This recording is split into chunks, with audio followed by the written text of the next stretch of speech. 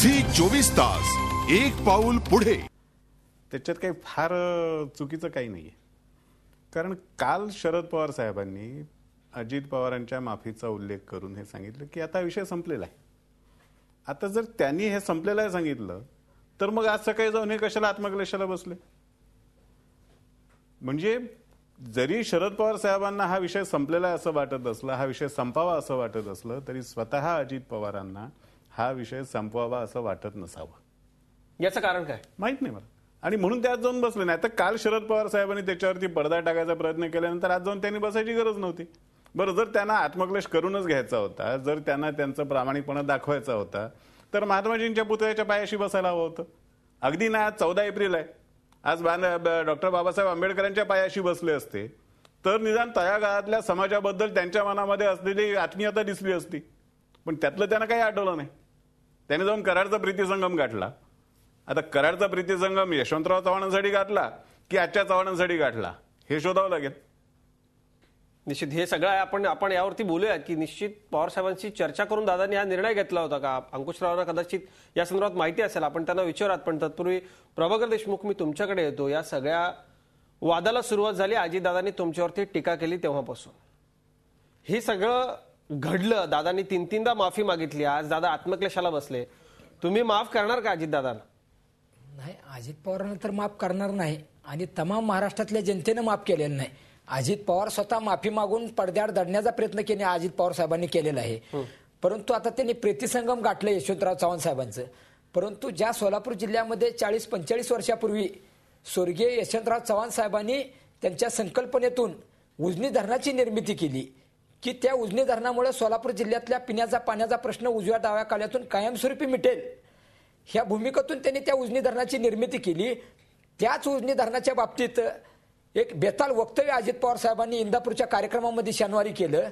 त्यांनी जाहीरपणे बोलले अजित पवार साहेब की बाबा कोण देशमुख आहे सोलापूरचा, तो बसलाय तिथं आझाद मैदानमध्ये 55 दिवस झालं आणि अरे बाबा उजनी धरणात पाणीच नाही तर मी मुतू का त्यात. मग अशा उजनी धरणातल्या पवित्र पाण्याच्या बद्दलची भाषा आणि ते उजनी धरणाचं पवित्र पाणी आमच्या सोलापूर जिल्ह्यातल्या जनतेला पिण्यासाठी जातं, त्याचा उपयोग आम्ही पिण्यासाठी करतो आणि ते पाणी विठ्ठलाचं पाय धुवून पुढे जातं.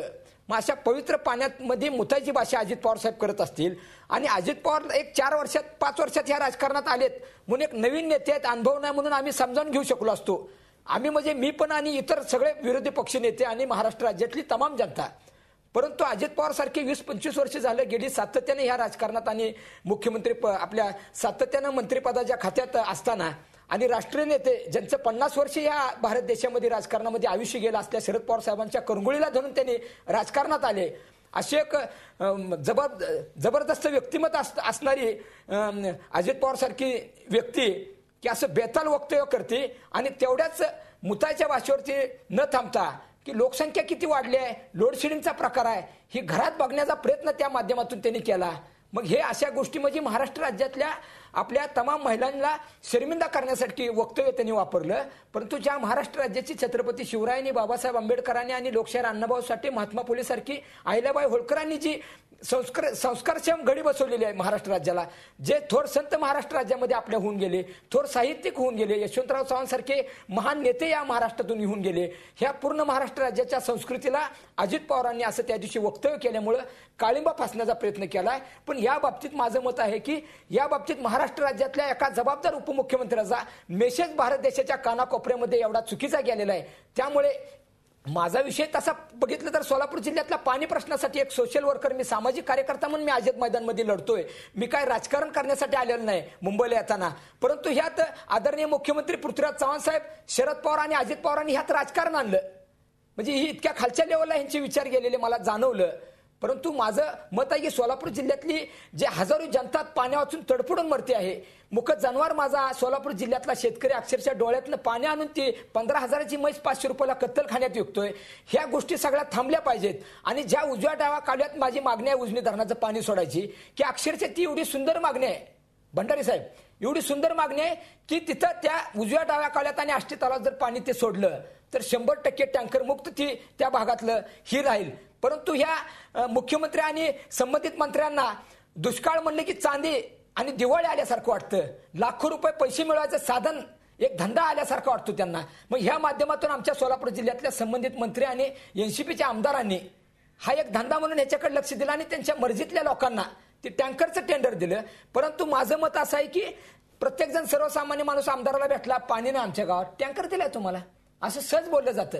परंतु 8 ते 10,000 लोकसंख्येच्या गावात एक टँकर जर 8 दिवसातून येत असेल तर ती पानं एका वार्डातल्या लोकांना सुद्धा 100% पाणी पुरवठा ते टँकर करू शकत नाही. त्यातनं 5-50 घागरी महागारी जातात, त्यातून बायांची भांडणं होतात, डोक्यात घागरी हाणल्या जातात, जखमी झाले जातात.